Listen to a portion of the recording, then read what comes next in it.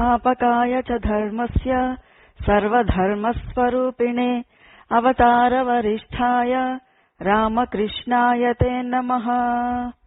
जननीं शारदां देवीं रामकृष्णं जगद्गुरुं पादपद्मे तयोः श्रित्वा प्रणमामि मुहुर्मुहुः। नमः श्रीयतिराजाय विवेकानन्दसूरये सच्चित्सुखस्वरूपाय स्वामिने तापहारिणे। गुरुर्ब्रह्मा गुरुर्विष्णुः गुरुर्देवो महेश्वरः गुरुसाक्षात् परं ब्रह्म तस्मै శ్రీగురవే నమః। శ్రీమద్ వాల్మీకి రామాయణము 51వ సర్గ నుంచి 60వ సర్గ వరకు గల అంశాలను పరిశీలిద్దాం. శ్రీరాముడి పట్ల తనకు గల సహజమైన అనురాగంతో లక్ష్మణుడు తన అన్న రక్షణ విషయంలో అత్యంత జాగరూకుడై ఆ రాత్రంతా కూడా మేల్కొని ఉన్నాడు. ఒక రాజకుమారుడైన శ్రీరాముడి యొక్క ఈ కష్టదశను చూసి గుహుడు ఎంతో సంతప్తుడై లక్ష్మణుడితో ఇలా అన్నాడట, నాయనా ఓ రాజకుమారా, నీకోసం ఈ చక్కని శయ్య ఏర్పాటుచబడి ఉన్నది, దీని మీద విశ్రమించు హాయిగా. ఇక్కడున్న మేమందరం కూడా నీకు సేవకులము, వనవాసులముగా ఎట్టి కష్టాలకైనా తట్టుకోగలుగుతాము. కాని నువ్వు సుఖంగా పెరిగిన వాడివి, కాసేపు విశ్రమించు. మేమందరం కూడా శ్రీరాముడి రక్షణ కోసం ఈ రాత్రంతా మెలకువతో ఉంటాము. ఈ లోకంలో నాకు శ్రీరాముడి కంటే ప్రియమైన వాడు మరొకడు లేనే లేడు. ఇది యథార్థం. నాకు శ్రీరాముని అనుగ్రహం ఒక్కటి ఉంటే చాలు. తదనుగ్రహ ప్రభావంతో నాకు ఈ లోకంలో శాశ్వత కీర్తి, పరమధర్మ ప్రాప్తి, అపార ధన సంపదలు అబ్బుతాయి. నేను శ్రీరాముడికి ప్రియమిత్రుణ్ణి, ఆయన అనుగ్రహాన్ని కోరుకుంటూ ఉన్నవాడిని. శయనిస్తూ ఉన్న ఈ సీతారాముల రక్షణ విషయంలో నేను నా వారితో కూడి ధనుర్ధారినై అన్ని విధాలా జాగరూకుడునై ఉంటాను. ఈ అడవి అంతటినీ కూడా నేను సంచరించి ఉన్నాను. ఇందులో నాకు తెలియనిదంటూ ఏదీ లేదు.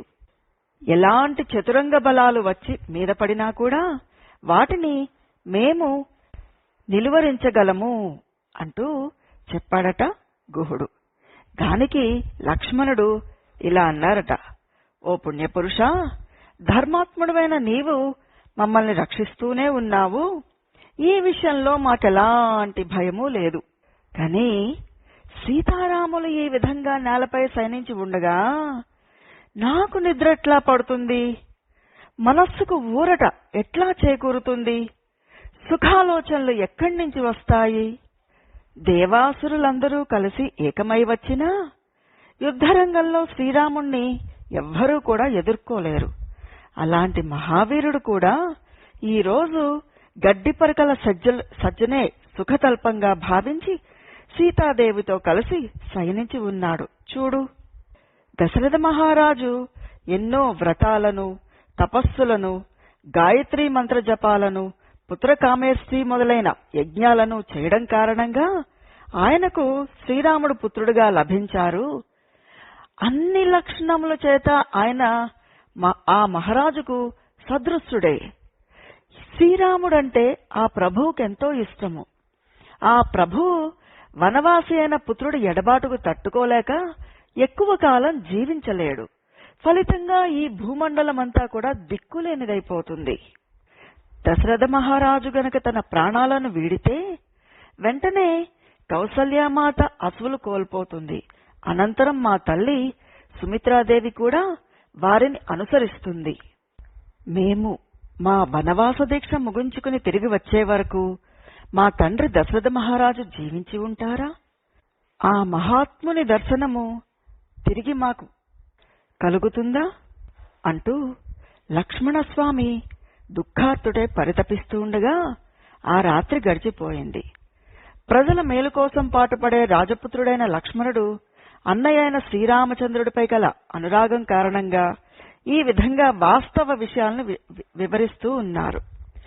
ఆ మాటలు వింటూ నిషాదరాజైన గుహుడు దుఃఖపీడితుడై జ్వరబాధకు లోనైనట్టు వ్యాకులపాటుతో మిక్కిలి కన్నీరు కార్చాడు. ఇలా ఆ రాత్రి గడిచి సూర్యోదయమైంది.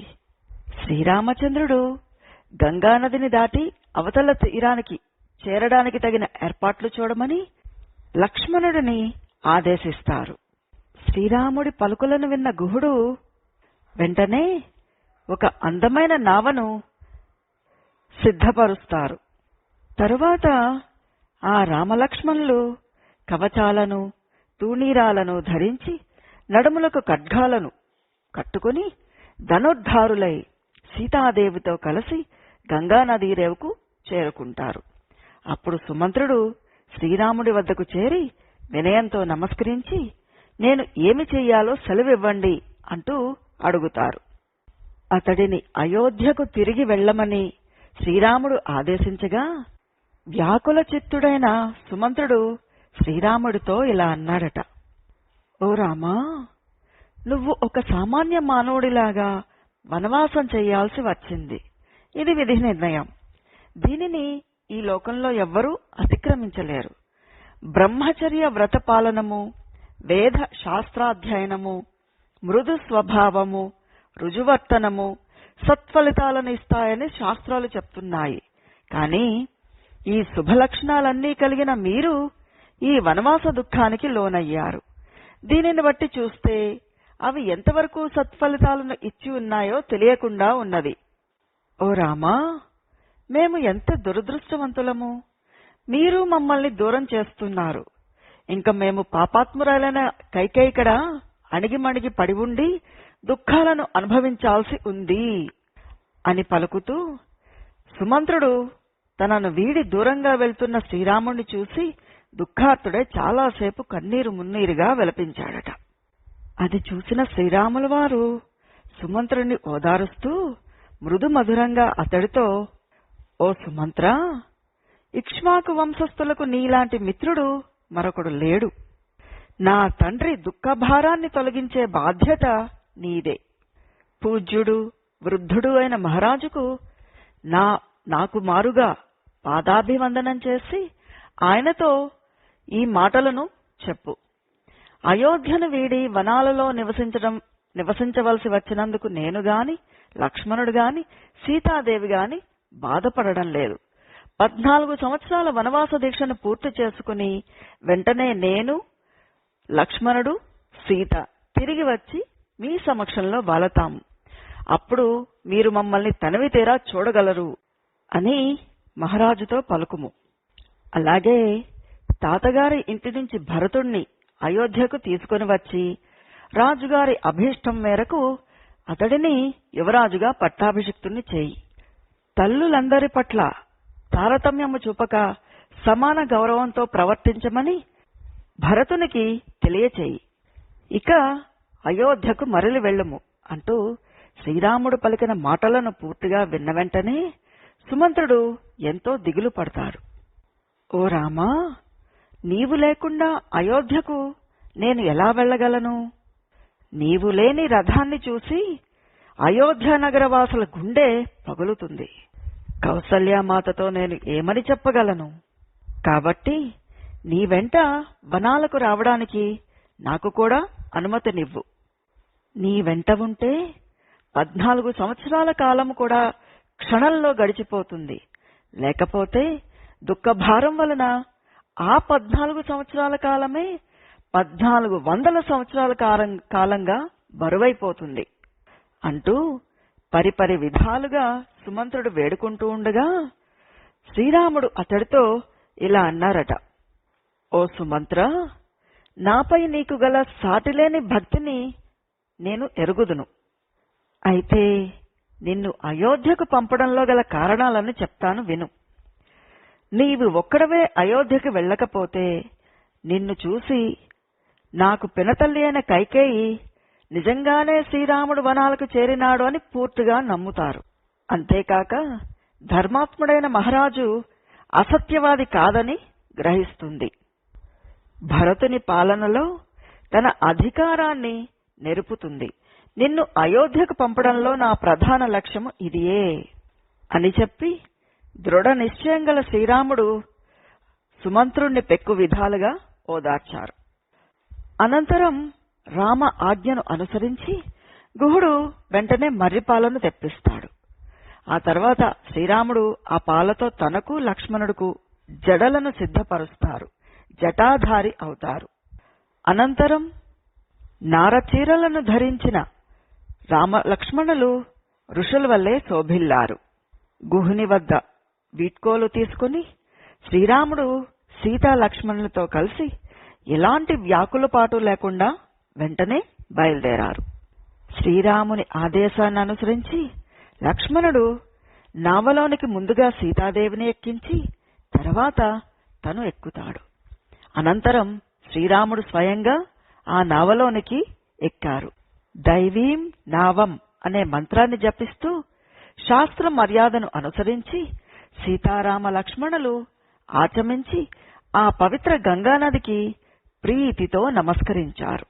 నావ గంగానదీ ప్రవాహం యొక్క మధ్య భాగానికి చేరినప్పుడు పూజ్యురాలైన సీతాదేవి దోసిలి ఒగ్గి గంగాదేవిని తమ వనవాస జీవితం ప్రశాంతంగా ముగించుకుని సఫల మనోరథులై క్షేమంగా తిరిగి వచ్చేలా చేయమని ప్రార్థిస్తారు. ఇంతలో నావ దక్షిణ తీరానికి చేరుకుంది. సీతారామ లక్ష్మణులు నావ నుంచి దిగి వనములకు బయలుదేరారు. తన అన్న ఆదేశాన్ని శిరసావహించి లక్ష్మణుడు ముందు నడుస్తూ ఉన్నాడు. తర్వాత సీతాదేవి, ఆమె వెంట శ్రీరాముడు నడవసాగారు. వారు కనబడేంత వరకు సుమంత్రుడు రెప్పవాల్చకుండా వారినే చూస్తూ ఉండిపోయాడు. శ్రీరాముడు గంగానదిని దాటి క్రమంగా వత్సరాజ్య వన ప్రదేశంలోని ప్రయాగ సమీపంలోకి ప్రవేశించారు. సాయం సమయంలో పవిత్రమైన కందమూల ఫలాలను తీసుకువచ్చి సీతతో కలిసి ఒక చెట్టు నీడన చేరారు. అంతటా శ్రీరాముడు లక్ష్మణుడితో ఇలా అన్నారట, ఓ లక్ష్మణ, సీతాదేవి యొక్క రక్షణ భారము మన ఇద్దరిది. కాబట్టి ఈ రోజు నుంచి ఏమాత్రం ఏమరపాటు లేకుండా రాత్రి వేళలలో జాగరూకులమై ఉందాము అని చెప్తూ ఇంకా శ్రీరాముడు ఇలా అన్నారట, లక్ష్మణ, మహారాజు ఈ సమయంలో నిజంగా మిక్కిలి పరితపిస్తూ పడి ఉండవచ్చు. కైకేయి మాత్రం తన కోరికలు తీరినందుకు చాలా సంతుష్టురాలై ఉండవచ్చు. తాతగారి వద్ద నుంచి అయోధ్యకు చేరిన భరతుణ్ణి చూసి కైకేయి కోసల రాజ్యం తన అధికారంలోకి వచ్చిందని చెప్పి ఎంతో ఆనందిస్తూ మహారాజును వేధిస్తూ ఉండవచ్చు. నన్ను యువరాజుగా పట్టాభిషిక్తుణ్ణి చెయ్యాలి అనే కోరిక మహారాజు మనసులో అలాగే మిగిలిపోయి ఉంది. కాని ఇప్పుడతడు కైకేయి చేతిలో కీలుబొమ్మ. ఇలాంటి పరిస్థితుల్లో పాపం ఆయనేమి చేయగలడు? అనూహ్యంగా వచ్చిపడిన ఈ సంకటాలను, మహారాజు యొక్క నిస్పృహ స్థితిని పరిశీలించి చూడగా ధర్మార్థాల కంటే కామానిదే పైచేయి అని నాకు తోస్తూ ఉన్నది. తాను చెప్పినట్లు నడుచుకునే పుత్రుణ్ణి ఎంతటి మూర్ఖుడైనా ఒక స్త్రీ మాటలు విని ఇలా ప్రత్యదిస్తారా? చతుర్విధ పురుషార్థాలలో అతి ముఖ్యమైన ధర్మాన్ని గాలికి వదిలి కామ పరతంత్రుడైన వాడు దశరథ మహారాజులాగా కష్టాలకు పాలవుతాడు. ఇది ముమ్మాటికి నిజం. ఎవ్వరైనా తాను చేసిన పుణ్యకర్మలకు, పాప కార్యాలకు తగిన ఫలితములను అనుభవించక తప్పదు. నా తల్లి కౌసల్యాదేవి తన పూర్వజన్మలో తల్లి కొడుకులను ఎడబాసి ఉండవచ్చు. అందువల్లే ఆమెకు ఈ జన్మలో ఇలాంటి పరిస్థితి తటస్థించింది కాబోలు. నా కన్నతల్లి ఎన్నో శ్రమలు కోర్చి తన చేతుల మీదుగా ఎంతో కాలంగా నన్ను సుకుమారంగా పెంచి పెద్ద చేసింది. ఆమె కష్టాలు ఫలించే తరుణంలో నేను ఆమెకు సేవలు చేయవలసిన సమయం ఆసన్నం కాగా ఇప్పుడు నేను ఆమెకు దూరమయ్యాను. ఆమెకు అంతులేని శోకాన్ని మిగిల్చాను. ఓ లక్ష్మణ, నిజంగా నేను కుపితుడనైనచో ఒక్కడినే ధనుర్బాణాలను చేతబట్టి ఆ అయోధ్యనే కాదు సమస్త భూమండలాన్ని వశం చేసుకోగలను. కాని అకారణంగా పరాక్రమాన్ని ప్రకటించడం తగదు కదా అంటూ శ్రీరాముడు లక్ష్మణుడితో ఆ నిర్జన వనంలో పరిపరి విధాలుగా కరుణాపూరిత వచనాలను పలుకుతూ కన్నీరు పెట్టుకుంటూ మిన్నకుండిపోయారు. ఆ మాటలను విన్న లక్ష్మణుడు రాముల వారితో ఇలా అన్నారట, ఓ శత్రుదమనా, నీవు లేకపోతే తండ్రి అయిన దశరథ మహారాజును గాని, తోబుట్టువులైన శత్రుఘ్నుని గాని, చివరికి కన్నతల్లి అయిన సుమిత్రాదేవిని గాని చూడగోరను. ఇంతెందుకు, నీవు లేని స్వర్గం కూడా నాకక్కర్లేదు అంటూ లక్ష్మణుడు పలికిన సముచిత వచనాలను అన్నిటినీ కూడా శ్రీరాముడు సావధానంగా విన్నారు. తాను 14 సంవత్సరాలు వానప్రస్థ ధర్మాలను పాటిస్తూ వనవాసం చేయడానికి నిశ్చయించుకున్నారు. సీతారామ లక్ష్మణులు ఆ వృక్ష మూలముననే ప్రశాంతంగా ఆ రాత్రిని గడిపి సూర్యుడు ఉదయించగానే ఆ ప్రదేశం నుంచి బయలుదేరారు. భగీరథుడి వలన భూమికి దిగివచ్చిన గంగానది, యమునా నది సంగమించే ప్రదేశమైన ప్రయాగ క్షేత్రాన్ని చేరడానికై వారు దట్టమైన అడవుల మీదుగా ముందుకు సాగిపోయారు. అక్కడక్కడ స్థానికుల ఆదర సత్కారాలను స్వీకరిస్తూ తమ ప్రయాణాన్ని కొనసాగించారు. సూర్యాస్తమ సమయానికి గంగా యమునా సంగమ ప్రదేశంలో కల భరద్వాజ మహాముని ఆశ్రమానికి చేరుకున్నారు. శిష్యుల ద్వారా తమ రాకను తెలియచేసి ఆ మహర్షి అనుమతిని పొందిన తర్వాత వారు పర్ణశాలలోకి ప్రవేశించారు.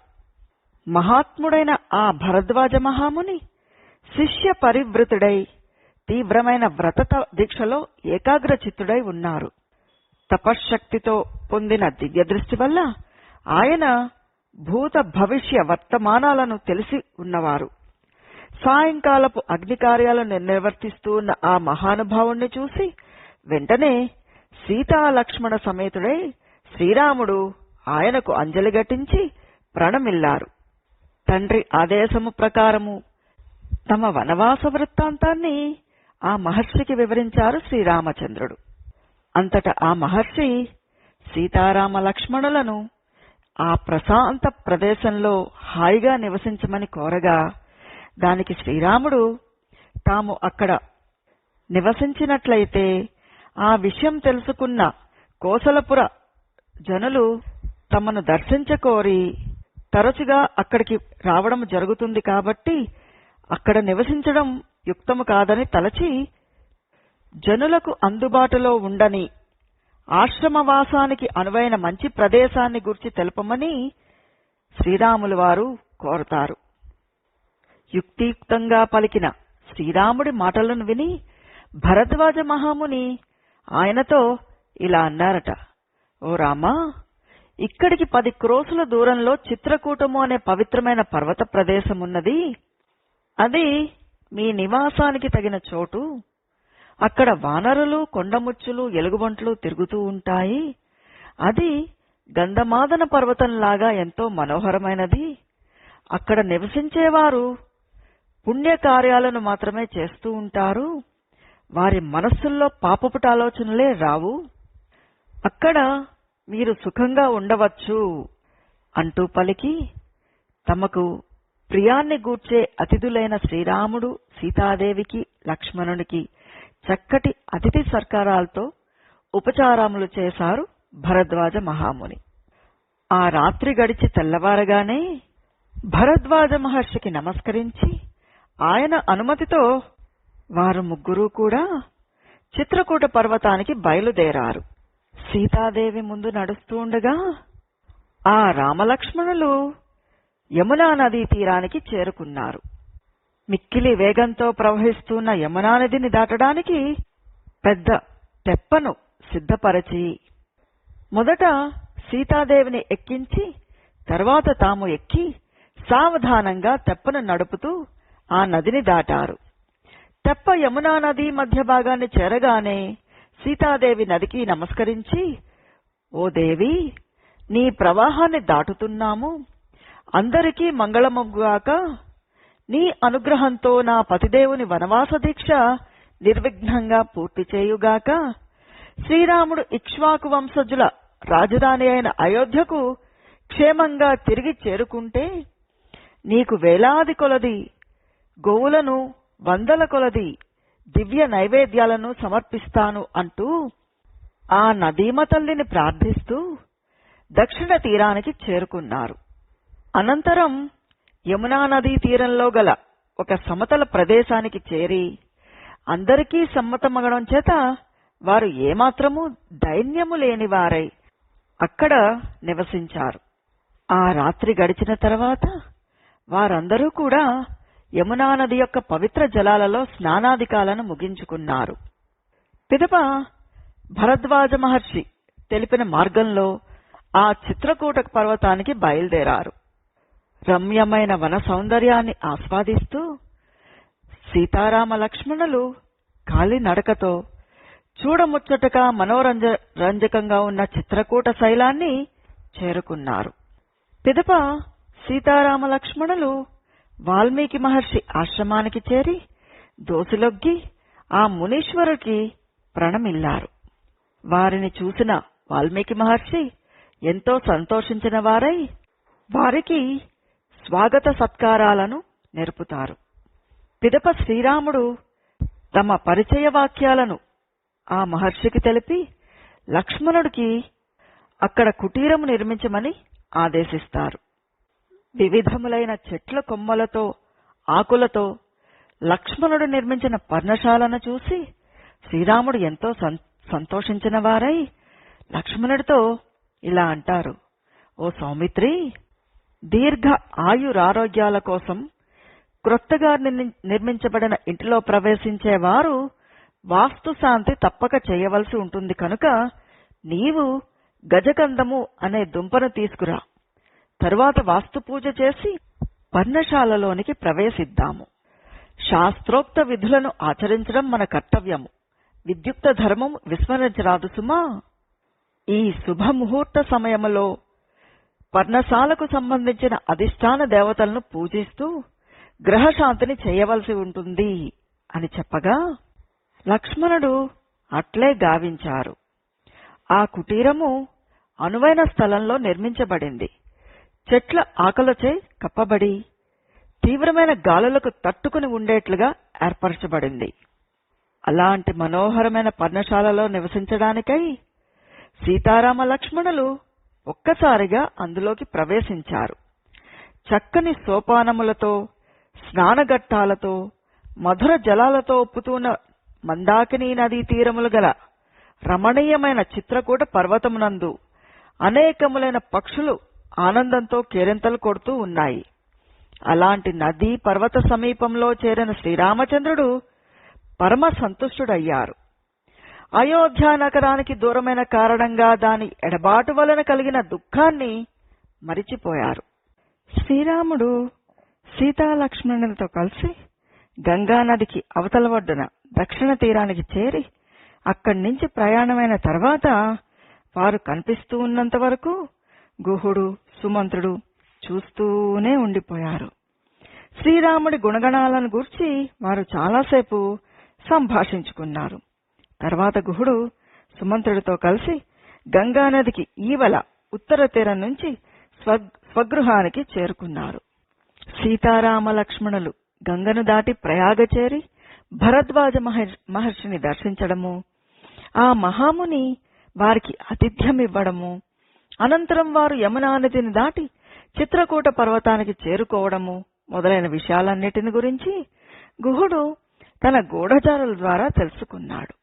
ఈ విషయాలను పూర్తిగా గుహుడి వల్ల తెలుసుకున్న సుమంతుడు ఆయన నుంచి సెలవు తీసుకుని అశ్వములను రథానికి పూంచి మిక్కిలి దుఃఖంతో అయోధ్య నగరానికి బయలుదేరారు. సుమంత్రుడు శృంగిబేరపురం నుంచి బయలుదేరిన 3వ రోజు సాయంకాలానికి అయోధ్యకు చేరి శ్రీరాముడు లేనందున చిన్నబోయి ఉన్న ఆ నగరాన్ని దర్శించారు. నగరంలోకి వడివడిగా వస్తూ ఉన్న సుమంత్రుణ్ణి చూసి ప్రజలు వందలు వేల కొలది చేరి రాముడెక్కడా, సీతెక్కడా, లక్ష్మణుడెక్కడా అంటూ అతని వెంట పరుగులు తీశారు. సీతారామ లక్ష్మణులు గంగానదిని దాటి వెళ్లారు అని తెలుసుకున్న జనులు కన్నీరు కారుస్తూ అయ్యో ఛీ అంటూ నిట్టూరుస్తూ రామా రామా అంటూ బిగ్గరగా ఆక్రందనలు చేశారు. సుమంత్రుడు రాజమార్గంలో సాగిపోతూ దుఃఖితులై ఉన్న ప్రజలను చూడలేక సిగ్గుతో తన ముఖాన్ని చాటు చేసుకుని నేరుగా దశరథ మహారాజు రాజభవనానికి చేరుకున్నాడు. ఒంటరిగా వచ్చిన సుమంత్రుణ్ణి చూసి రాజప్రసాదంలో గల స్త్రీలందరూ కూడా హాహాకారాలు చేశారు. వారందరూ కూడా ఇలా అనుకున్నారట, శ్రీరాముడితో కలిసి వెళ్లిన సుమంత్రుడు ఆ ప్రభువు లేకుండా తానొక్కడే తిరిగి వచ్చాడు. అతి దీనంగా విలపిస్తూ ఉన్న కౌసల్యాదేవికి అతడు ఏమి ప్రత్యుత్తరం ఇయ్యగలడు? తాను అనుమతించకపోయినా కన్న కొడుకు వనాలకు వెళ్లిపోగా తీవ్ర దుఃఖానికి లోనైన కౌసల్యాదేవి అసువులను వీడలేక కొన ఊపిరితో జీవిస్తూ ఉన్నది.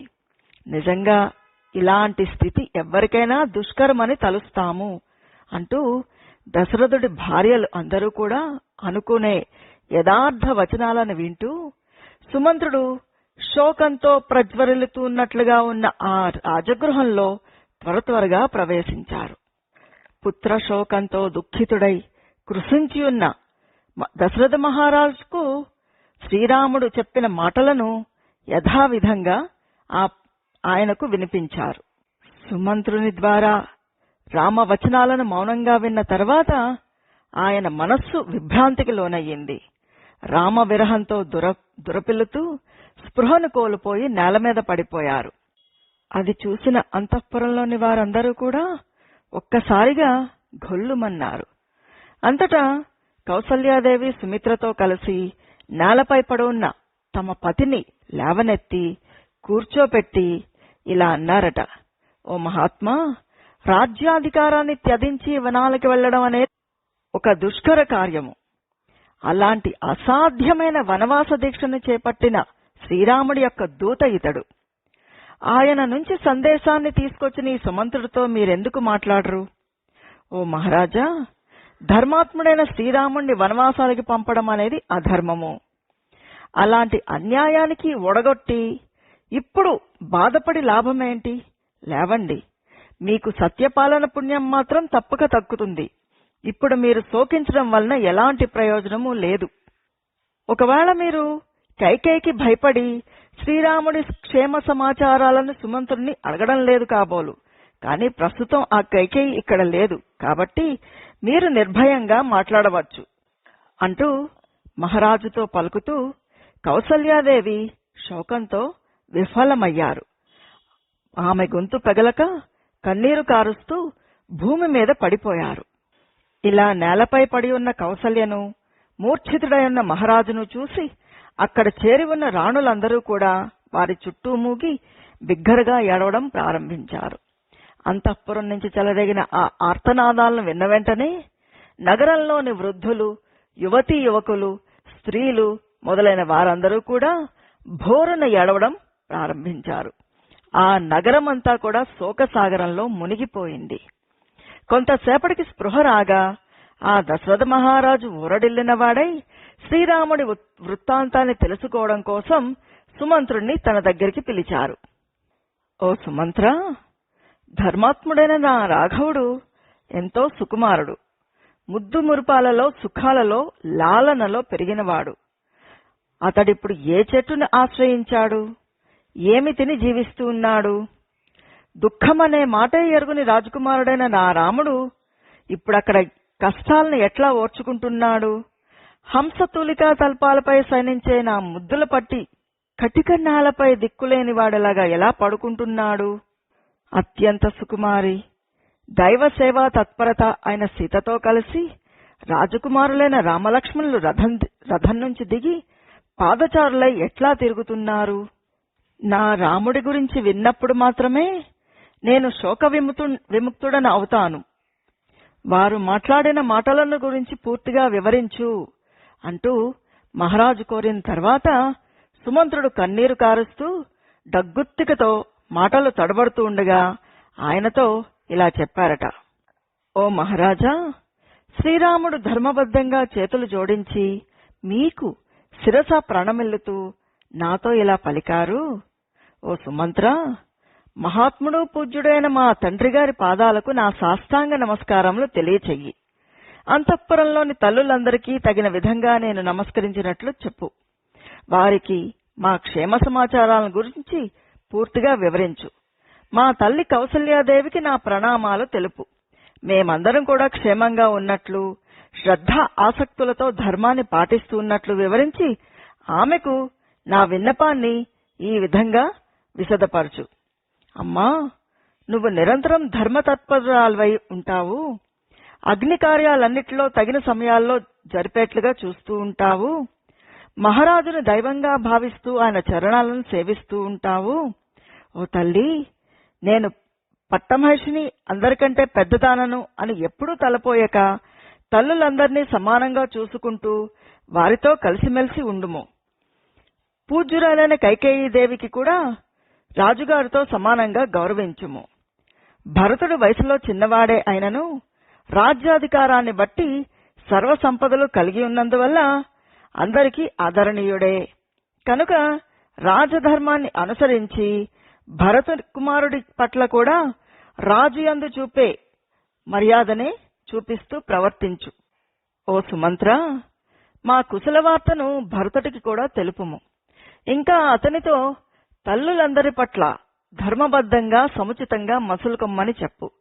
వారిని భక్తి శ్రద్ధలతో సేవించమను. మహారాజైన మన తండ్రిని గౌరవంతో చూసుకోమని చెప్పానని చెప్పు. మహారాజు ఆజ్ఞలను తలదాలుస్తూ నీవు యువరాజుగా సమస్త భోగానుభవములతో కలకాలము వర్ధిల్లము అని నా మాటగా భరతునికి తెలియచెయ్యి. ఓ భరత, మిక్కిలి పుత్రప్రేమ గల నా తల్లి నాకే కాకుండా నీకు కూడా తల్లిగా భావించి ఆమెను భక్తి శ్రద్ధలతో చూసుకో అంటూ శ్రీరాముడు కన్నీరు కారుస్తూ నాతో పలికారు. అయితే లక్ష్మణుడు మాత్రము మిక్కిలి క్రుద్ధుడై ఉన్నాడు. నాతో ఇలా అన్నారు: ఓ సుమంత్ర, రాజకుమారుడైన శ్రీరాముణ్ణి అడవుల పాలు చేయడానికి అతడు చేసిన అపరాధమేమిటి? శ్రీరాముడి పట్ల కైకేయి మహారాజు చేసిన పని మహాపచారము. యుక్తాయుక్త విచక్షణ లేకుండా తొందరపాటుతో లోక విరుద్ధంగా శ్రీరాముణ్ణి అడవులకు పంపిన మహారాజును ఇక తండ్రిగా గౌరవించను. నాకు సోదరుడైన, ప్రభువైన, బంధువైన, చివరకు తండ్రి అయినా అన్నీ కూడా నా శ్రీరాముడే. లోక ధర్మానికి విరుద్ధంగా శ్రీరాముణ్ణి అడవులకు పంపించి ఆ రాజు ప్రజల మనస్సులను బాధకు గురిచేశాడు. ప్రజారంజకుడే రాజు కాని ప్రజా బాధకుడు రాజులా అవుతాడు, కనుక అతడు రాజుగా ఉండతగడు అంటూ లక్ష్మణుడు తెలిపాడు.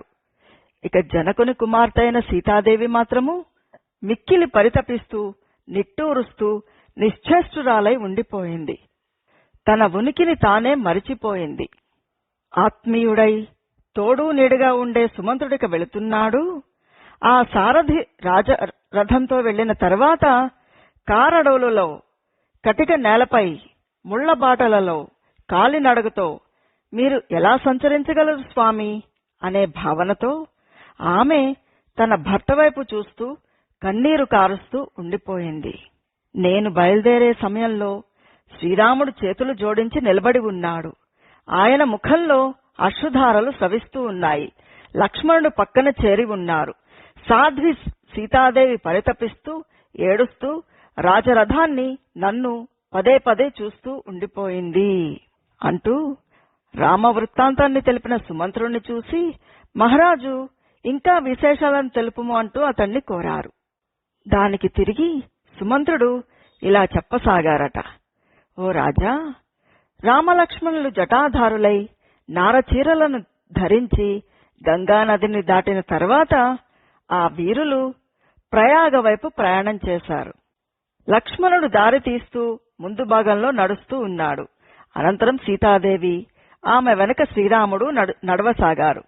వారలా వెళ్తూ ఉండగా చూసి వారి పరిస్థితిని తట్టుకోలేక వివసుడనై వెనక్కి మరిలాను. రాముని విరహబాధకులోనైన నదులు, చిన్న చిన్న గుంటలు, పెద్ద పెద్ద సరస్సులు, వాటిలోని మత్స్యములు, జలపక్షులు, కమలపత్రములు, తామరతీగలు, అడవి జంతువులు, క్రూర మృగాలు, పక్షులు మొదలైన వాటితో కూడిన సమస్త ప్రకృతి కూడా శోకంతో మునిగిపోయి స్తంభించిపోయినట్లుగా అనిపించింది. తిరిగి అయోధ్యలో ప్రవేశించినప్పుడు రథంలో ఒంటరిగా ఉన్న నన్ను చూసి జనులు పలకరించలేదు. అయోధ్యలోని మనుషులందరూ కూడా సంతోషానికి దూరమయ్యారు. పుత్రుని ఎడబాటుకు వ్యాకులితయైన కౌసల్యాదేవి వలె నగర ప్రజలందరూ కూడా ఆనందాన్ని కోల్పోయి ఉండడం నేను గమనించాను అంటూ రథసారథి అయిన సుమంత్రుడి మాటలు విన్న తర్వాత దశరథుడు కన్నీరు కారిస్తూ మిక్కిలి దీనస్వరంతో అతడితో ఇలా అన్నారట. ఓ సుమంత్ర, దుష్ట స్వభావము కలది, దుష్టుల ప్రోగ్బలము కలది అయిన కైకేయి ఈ విషయంలో నన్ను ఎంతో ఒత్తిడి చేసింది. స్త్రీ వ్యామోహంలో పడి తొందరపాటుతో ఈ దుష్కార్యాన్ని నేను ఓడగట్టాను. శ్రీరాముడిని చూడకుండా ఒక క్షణమైనా నేను జీవించలేకుండా ఉన్నాను. నన్ను రథంపై అక్కడికి తీసుకువెళ్ళు, నా రాముణ్ణి నాకు చూపించు. ఇక్ష్వాకు వంశోద్భవుడైన శ్రీరాముణ్ణి చూడడానికి నోచుకొనకుండా ఉండి ఉంటే ఇంతకంటే దుఃఖకరమైనదేదైనా ఉంటుందా? ఓ రామా, ఓ సీతాసాధ్వి, ఓ లక్ష్మణ, ఇక్కడ దుఃఖంలో ములిగి దిక్కులేని వాడి వలె మరణిస్తూ ఉన్న విషయము మీకు తెలియదు కదా అని పలుకుతూ దుఃఖభారంతో కృంగిపోయి మహారాజు నిశ్చేష్టుడయ్యాడు. అనంతరం కౌసల్యతో ఇలా అన్నారట. ఓ కౌసల్య, శ్రీరాముడు దూరమవడం చేత నేను మహాశోకసాగరంలో మునిగిపోయాను. నేను జీవించి ఉండగా ఈ దుఃఖం నుంచి బయటపడడం అసాధ్యం. రాముని ఎడబాటు వలన కలిగిన దుఃఖంతో ఈ శోకసాగరము విస్తృతమవుతూ ఉన్నది. ఇది సీతావిరహమనడి అవతలి తీరం వరకు వ్యాపించి ఉంది. నిట్టూర్పులే ఇందలి తరంగాలు సుడిగుండాలు. దుఃఖబాధచే నా మనస్సంతా అల్లకల్లోలమై ఉన్నది. ఇప్పటికిప్పుడు నేను సీతారామ లక్ష్మణులను చూడాలని కోరుకుంటున్నాను. కాని నా పాపఫలం కారణంగా ఆ భాగ్యం నాకు అబ్బడం లేదు అంటూ విలపిస్తూ మిక్కిలి యశస్వైన మహారాజు వెంటనే మూర్ఛితుడై శయ్యపై పడిపోయారు.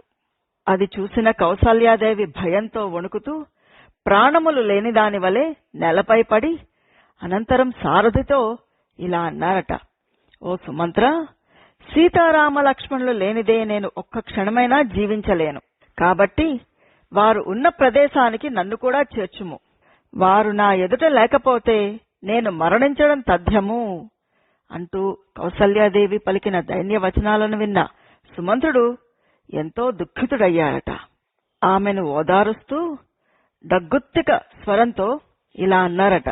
ఓ దేవి, రఘురాముడు ఎలాంటి దిగులు పెట్టుకొనకుండా దండకారణ్యంలో ప్రశాంతంగా నివసిస్తున్నాడు. కాబట్టి నువ్వు అక్కడ శ్రీరాముడు ఏమవునో అనే బెంగను పెట్టుకోవద్దు. ఆయన ఎడబాటు వలన కలిగిన దుఃఖాన్ని, వ్యాకులపాటును త్యజించు.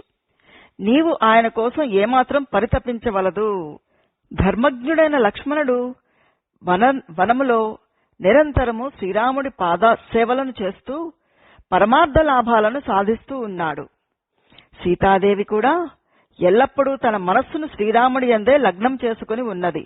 కాబట్టి ఆమె నిర్జన అరణ్యంలో ఉన్నప్పటికీ అంతఃపురంలో ఉన్నట్టే నిర్భయంగా మసులుకుంటూ శ్రీరాముడి ప్రేమానురాగాలను పొందుతూ ఉన్నది.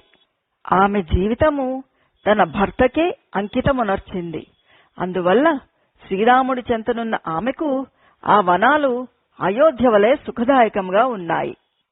మధుర భాషిణి అయిన సీతాదేవి యొక్క ముఖము వికసిత కమలం వలె సుందరమై పరిపూర్ణ చంద్రుడి వలె ఆహ్లాదకరంగా ఒప్పుతూ ఉన్నది. సీతాదేవి శ్రీరాముని బాహుబలంపై విశ్వాసముంచి వనవాసం చేస్తూ ఉన్నది. అందువలన వనములలో సంచరిస్తూ ఉన్నప్పుడు ఆమె కించిత్తు కూడా భయపడడం లేదు. ఓ కౌసల్యాదేవి, సీతారామ లక్ష్మణుల కోసం మీరు ఏమాత్రము కూడా దిగులు చెందవలసిన అవసరం లేదు. అంతేకాదు, మీ గురించి గాని మహారాజు గురించి గాని చింతించవలసిన పనే లేదు. పితృవాక్య పరిపాలన రూపమైన శ్రీరాముడి చరిత్రము ఈ లోకంలో వాసిగాంచి ఆచంద్రార్కము నిలిచి ఉంటుంది. ఆ సీతారామ లక్ష్మణులు ఏమాత్రము శోకించక ప్రసన్న చిత్తులై మహర్షుల మార్గాన్ని అనుసరిస్తూ ఉన్నారు. వారు వన్య ఫలములను, కందమూల ఫలాలనే సంతోషంగా స్వీకరిస్తూ తండ్రి గారి సత్యప్రతిజ్ఞను నెరవేరుస్తూ ఉన్నారు అంటూ సుమంత్రుడు యుక్తియుక్తాలైన వచనాలతో ఎంతో ఊరడిస్తూ ఉన్నా కూడా సుతుని ఎడబాటు శోకంతో ఎంతో కృశించి ఉన్న కౌసల్యాదేవి ఓ ముద్దుల కుమారా, ఓ రఘురామా అంటూ వాపోతూ తన పరితాపాన్ని విడిచిపెట్టలేదు. హరి ఓం తత్సత్. శ్రీరామకృష్ణార్పణమస్తు. జయ శ్రీరామకృష్ణ.